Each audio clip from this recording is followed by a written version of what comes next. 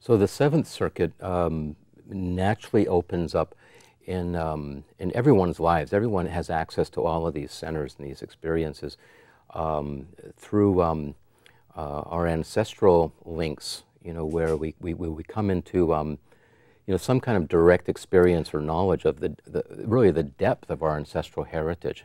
And I'm not talking about the territorial soap opera squabblings and the family argument level of family, you know, reality, but really the sense of, okay, where I come from genetically. You know, what part of the planet, what tribe am I originally from?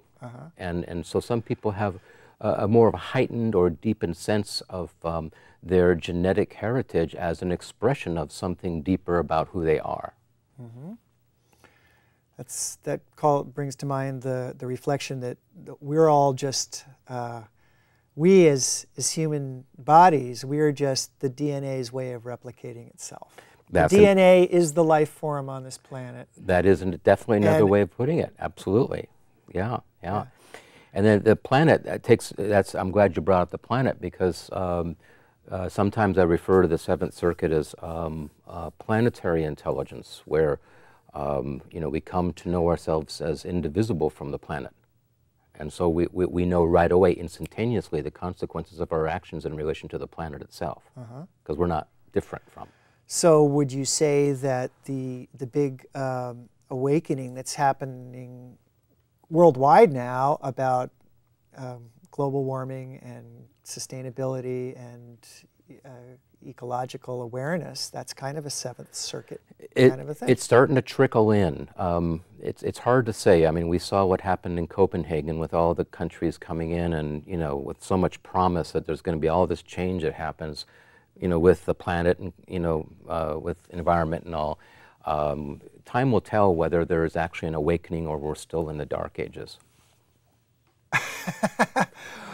Let's see. In other words, the jury's not in yet. I'm not jumping up and down about it yet. I'm still waiting to see. You know, I'm still, you know, trying to keep my ear to the ground and try to stay as close as I can to reality as I see and know it. It's fair to say there's an awakening happening. I mean, there's a lot of alarmists. There's a lot of alarmists, and there's a lot of deniers, right? And somewhere in the middle, there's an awakening. Well, the problem with awakening, and there is always a problem with awakening, and that is that you don't just wake up and everything becomes wonderful.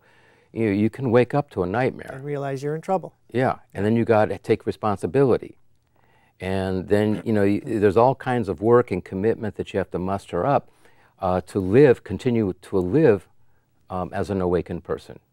You can't just go back to sleep anymore, and it's sometimes even more difficult for the awakened people, not more easy. So it can be quite difficult, quite a nightmare for people who will wake up, and it's also why there's a huge epidemic of escapism running concurrently with the people that are waking up. There's a lot of people burying their heads in the sand at the same time. You know, virtual reality, internet addiction, video games, and it goes on and on. Well, there's never been a shortage of people burying themselves. No. So it's like things are getting, to me, simultaneously much, much better and much, much worse at the same time. Yes, I say that often. Yeah. Yes, things and are I can live with better that. and worse. That seems to be real to me. That reflects the reality as I see it.